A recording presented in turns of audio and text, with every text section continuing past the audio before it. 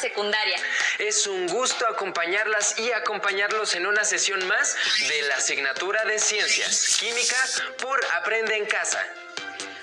Una importante opción que lleva los contenidos de las asignaturas de secundaria hasta sus hogares, mientras superamos exitosamente la situación de emergencia. Es una oportunidad para descubrir nuevas estrategias de aprendizaje y poner en práctica sus habilidades escolares.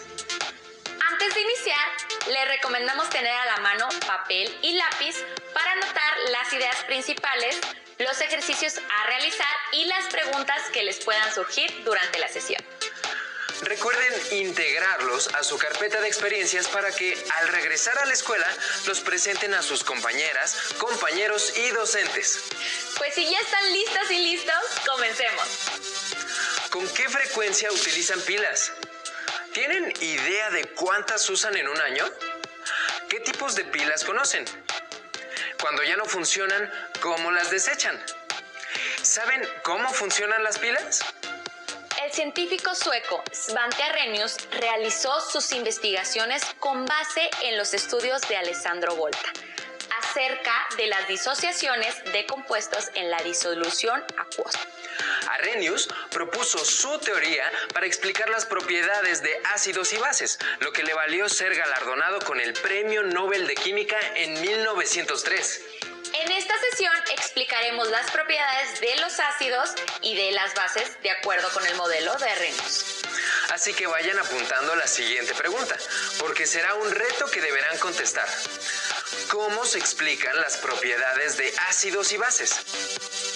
Para que puedan comenzar con dicho propósito, los invitamos a ver el siguiente video, en el que se presentan los componentes y el funcionamiento de una pila, experimentos realizados por Alessandro Volta y que fueron retomados por Svante Arrhenius en sus investigaciones. Observen con atención para que identifiquen las ideas relevantes. No olviden hacer apuntes.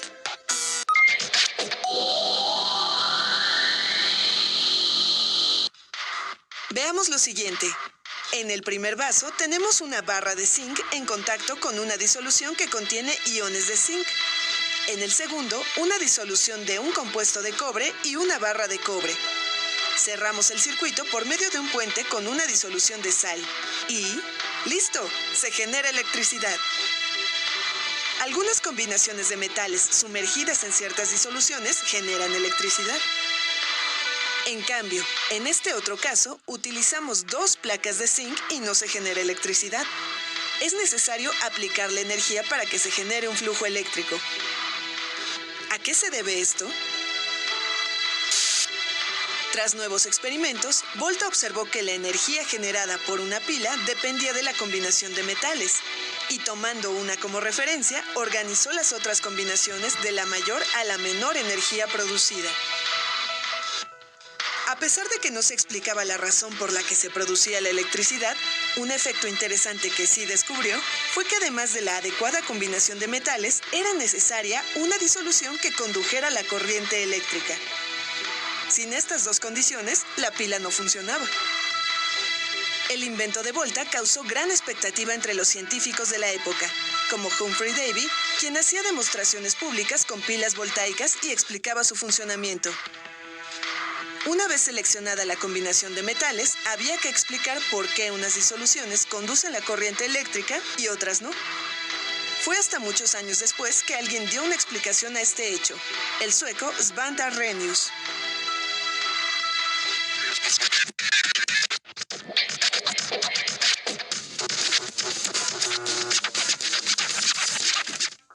Arrhenius retomó los experimentos de Volta. Para reproducirlos, haremos algunas modificaciones, aprovechando que a diferencia de Arrhenius, contamos con focos para comprobar el paso de la corriente eléctrica. Necesitamos 3 pedazos de cable aislado de 30 centímetros de largo con los extremos descubiertos, una pila de 9 volts, un foco para linterna de 2.5 volts, un rollo de cinta adhesiva de aproximadamente 3 centímetros de ancho, 3 recipientes de vidrio, 750 mililitros de agua destilada, 5 cucharadas de sal, un socket para foco de linterna, Unimos uno de los cables al polo positivo de la pila y otro cable al polo negativo. Fijamos el extremo libre de este cable al borde interior del vaso de precipitado sin tocar el fondo. En el extremo opuesto del vaso fijaremos el otro cable de la misma forma. Unimos los cables a los polos del socket del foco. La forma en la que está armado el dispositivo nos permitirá comprobar si la disolución es o no conductora de la corriente eléctrica. Si la disolución es conductora, el foco debe encenderse. En caso contrario, permanecerá apagado. En agua destilada no se observa la conducción de la corriente eléctrica. La disolución de sal sí permite que encienda el foco, pero es necesaria mayor carga eléctrica, lo que comprueba la conducción de la corriente. Con base en sus observaciones, Arrhenius supuso que lo que permitía el paso de la corriente eléctrica en las pilas era la naturaleza de estas sustancias en disolución. Diferentes disoluciones conducen de manera distinta la corriente eléctrica. ¿Esta bebida podrá conducir la corriente eléctrica? ¿Cómo pasa una corriente eléctrica por una disolución? Para explicar sus observaciones experimentales, Arrhenius postuló la teoría de la disociación electrolítica, que consiste en suponer que algunas sustancias en disolución se separan en iones, y que es justamente la carga de los iones y su movimiento en la disolución lo que permite el flujo de corriente eléctrica de un polo a otro.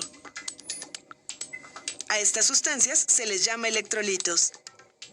Cuando estas sustancias se disocian parcialmente, se les llama electrolitos débiles. Si se disocian totalmente, se les llama electrolitos fuertes.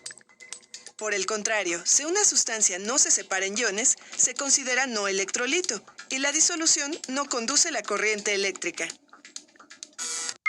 En el video se presentaron los experimentos que realizó Alessandro Volta para generar energía eléctrica.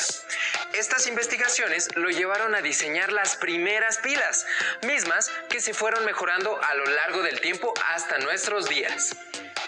Así es, en la actualidad podemos hacer uso de una gran variedad de pilas.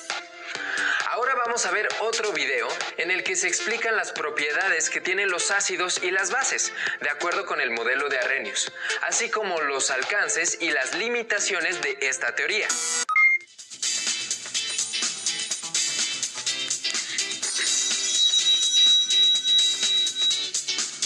Hola. ¡Felicidades! Usted ha sido el afortunado ganador de una televisión. Solo tiene que contestar correctamente 2 preguntas. Ajá. A ver, concéntrese. Sí. ¿Listo? Sí. Va la primera. El cinematógrafo llegó a México en 1896. ¿Cierto o falso? Cierto. Muy bien. La segunda. ¿Es posible construir una pila eléctrica con limones? Falso. ¡Lástima! Esta respuesta es incorrecta. Debe ser una broma. ¿Cómo es posible que con unos limones se pueda hacer una pila eléctrica? Recordemos que Arrhenius desarrolló su teoría de la disociación electrolítica para explicar la conducción de electricidad en pilas eléctricas. Caracterizó a las sustancias como electrolitos fuertes, débiles o no electrolitos, dependiendo de su disociación en una disolución. Si las sustancias se separan por completo en iones, se clasifican como electrolitos fuertes. Si solo una parte de la sustancia se separa en iones, se le denomina electrolito débil. Y si la sustancia no se separa en iones, entonces se trata de un no electrolito.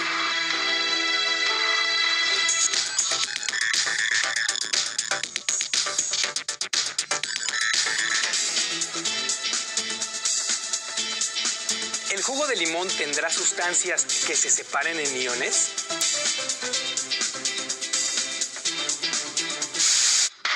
Arrhenius usó su teoría de la disociación electrolítica para desarrollar un modelo de ácidos y bases. El modelo de ácidos y bases de Arrhenius define un ácido como toda sustancia que en disolución libera iones H+, y una base como toda aquella sustancia que en disolución libera iones H-. De acuerdo con el modelo de Arrhenius, todos los ácidos y las bases deben ser electrolitos, es decir, en disolución deben conducir la corriente eléctrica.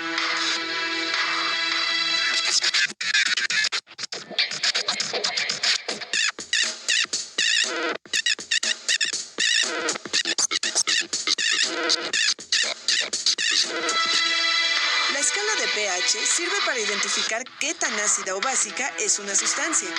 Lo interesante es que este concepto tiene relación con el del modelo de Arrhenius.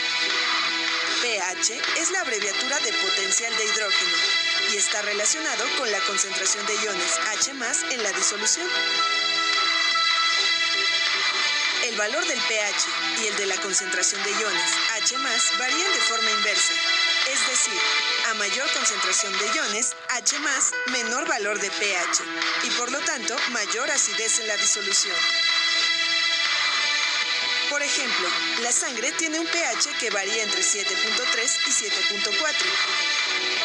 En ella existe una menor concentración de iones H+ que en la saliva, cuyo valor de pH varía entre 6 y 6.8.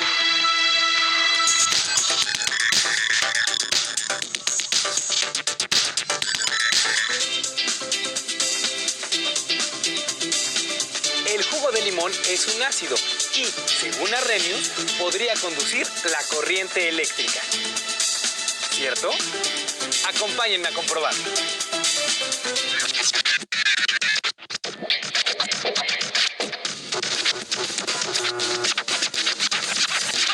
Para realizar este experimento requerimos lo siguiente: un vaso de precipitado de 250 mililitros, 100 mililitros de jugo de limón, un circuito eléctrico. Por medio de un sencillo experimento, comprobaremos si es cierto lo del jugo de limón. Introducimos los cables en el jugo de limón. Observamos que el jugo de limón es capaz de conducir la corriente eléctrica, pero la intensidad luminosa del foco es baja. El foco prende con mucha menor intensidad que cuando se realizó este experimento con una disolución de sal, por ejemplo. Eso significa que el jugo de limón es un electrolito débil.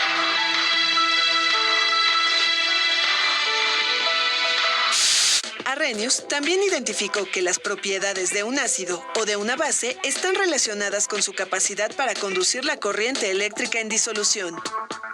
Supuso que, al igual que en el caso de los electrolitos, existirían ácidos fuertes y débiles. En la disolución de un ácido débil, como el ácido cítrico, solo algunas de las moléculas de la sustancia se separarían en iones, liberando cationes H+. Por otro lado, en la disolución de un ácido fuerte, la sustancia se disociaría completamente. Para las sustancias básicas pasaría algo similar. La disolución de una base débil, que es un electrolito débil, tendría una menor concentración de iones, OH-, que una disolución de una base fuerte, cuyas moléculas se disociarían completamente. Veamos si experimentalmente podemos comprobar la hipótesis de Arrhenius. Necesitamos un circuito eléctrico, 4 recipientes de vidrio, 50 mililitros de disolución de bicarbonato de sodio, 50 mililitros de disolución de hidróxido de potasio, 50 mililitros de disolución de ácido clorhídrico, 50 mililitros de disolución de ácido acético. Primero observaremos lo que sucede con el ácido acético. Ahora con el ácido clorhídrico. El modelo de Arrhenius es congruente con su teoría de la disociación electrolítica, pues los ácidos fuertes conducen mejor la corriente eléctrica que los débiles. Sucede lo mismo con respecto a las bases débiles y fuertes. En la disolución de hidróxido de amonio, el foco enciende menos que en la disolución de hidróxido de potasio. De nuevo observamos que una base fuerte conduce mejor la corriente eléctrica que una base débil.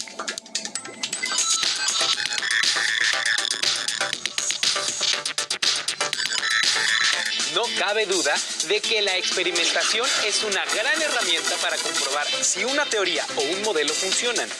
Si el modelo o la teoría no son consistentes con las observaciones experimentales, se debe modificar. Gracias al modelo de Arrhenius, se puede predecir, por ejemplo, si una sustancia es un ácido o una base. Y relacionándolo con otros experimentos, podemos construir una pila. Dado que el limón es un electrolito, si consigo una combinación adecuada de metales como hizo Volta, podré generar una corriente eléctrica. Mediante el modelo de Arrhenius se pueden predecir las propiedades ácidas o básicas de muchas sustancias. Pero también es un modelo con limitaciones. Por ejemplo, Arrhenius clasificó el bicarbonato de sodio como ácido. Y sin embargo, sabemos que esta sustancia disminuye la acidez por sus propiedades básicas.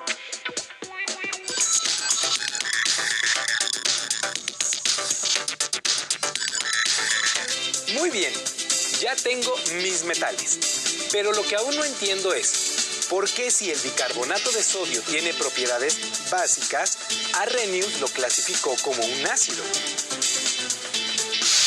Arrhenius supuso que la disociación del bicarbonato de sodio se desarrollaba en dos partes. La primera generaba iones de sodio y de carbonato ácido en la disolución. En la segunda, identificaba iones carbonato y iones H+ en disolución, por lo que asumió que esta sustancia era un ácido. Para explicar la discrepancia entre el modelo de Arrhenius y las propiedades experimentales de la sustancia, algunos científicos, como Bronsted y Lowry, desarrollaron nuevos modelos. Propusieron clasificar a los ácidos de la misma manera que Arrhenius, pero a las bases las definieron como aquellas sustancias capaces de aceptar iones H+. Para el bicarbonato de sodio, la primera disociación era la misma que la identificada por Arrhenius.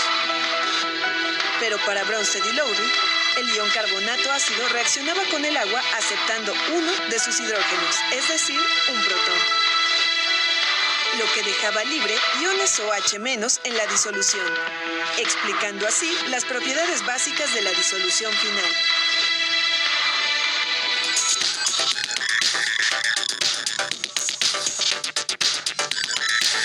Este es otro ejemplo de cómo la ciencia va cambiando con el tiempo.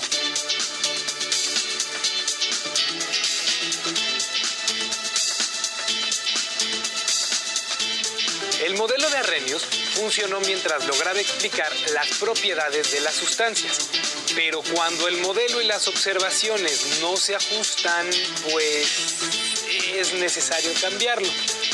Yo creo que los modelos se adaptan según la nueva información con la que se cuenta. Al igual que Volta, podemos introducir una combinación de metales diferentes en una disolución de electrolitos. Lo primero que necesitamos son dos metales. Los sacapuntas metálicos, por ejemplo, suelen estar fabricados con estaño. Este será nuestro primer polo en la pila. El otro polo de la pila lo formará el tubo de cobre. Recordemos que es justamente la combinación de metales lo que logra generar la corriente eléctrica. Para que la pila funcione, necesitamos una disolución electrolítica.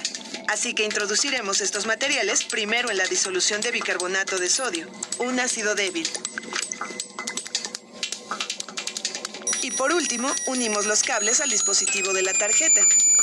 La corriente generada es suficiente para activar el dispositivo de la tarjeta. Repitamos el experimento cambiando ahora la disolución de ácido acético por ácido sulfúrico. Para una misma combinación de metales, el cambio en el electrolito puede ser la diferencia, ya que al conducir mejor la corriente eléctrica, la pila es más eficiente.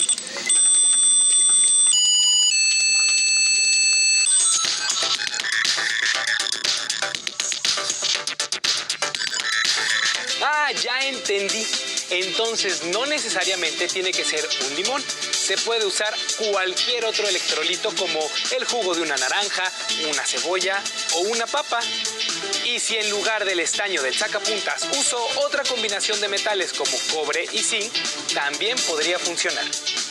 Pues sí se puede hacer una pila con limones. Me perdí una televisión. Bien, ahora que conocemos algo más sobre la utilidad de los modelos, podemos explicar las propiedades de los materiales y la forma en la que podemos aprovecharlos para generar energía. Nos vemos en el siguiente programa. En el video se presentaron actividades experimentales para identificar las propiedades de los ácidos y las bases.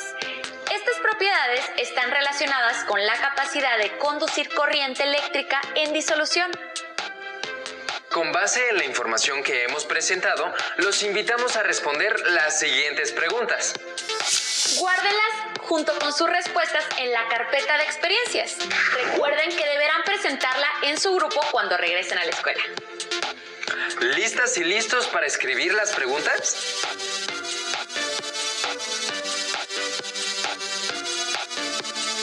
¿Cómo se clasifican las sustancias de acuerdo a su capacidad de conducir la corriente eléctrica en disolución?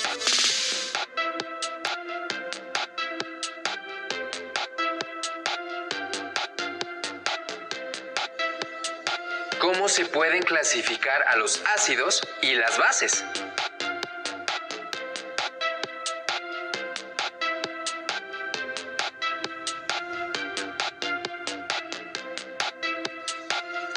¿Cuáles son los componentes y cómo funciona una pila?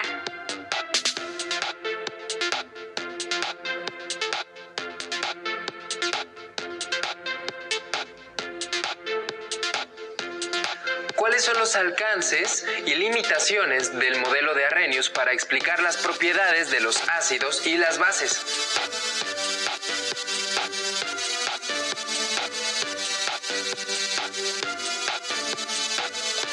Pueden complementar la información del modelo de Arrhenius para explicar las propiedades de los ácidos y las bases en otras fuentes de información. Por ejemplo, en su libro de texto, en revistas y en internet si les es posible. También pueden investigar en el libro Es Elemental de Robert Winston, que se encuentra disponible en la serie de libros del Rincón de Bibliotecas Escolares y de Aula. Les recomendamos compartir esta información desde casa con su familia y amigos, aprovechando las oportunidades que nos brinda la tecnología. Llegamos al final de la sesión. Esperamos que les haya sido útil para despertar su curiosidad por la química y para adquirir más conocimientos. Recuerden que debemos cuidarnos y llevar a la práctica valores como la solidaridad, la paciencia y la empatía con nuestra familia. Continúen viendo la programación de Aprende en Casa. ¡Hasta la próxima!